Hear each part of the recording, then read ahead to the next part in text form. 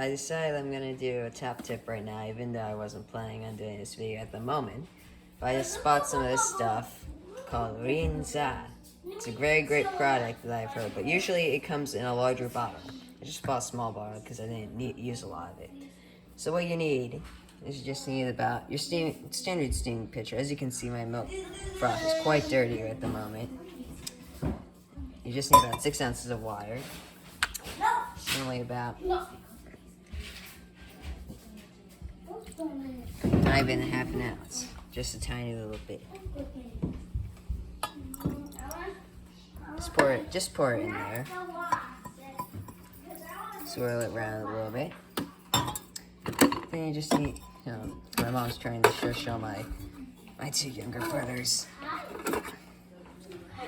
Then you just stick it in there for the time being, about like half an hour or so.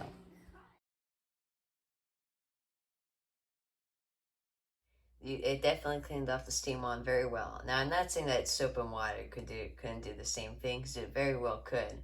But since I know that a lot of coffee shops use this product, and I've seen it on many times, I decided to buy a small bottle of it to see what it would do. And I definitely say it is a great product.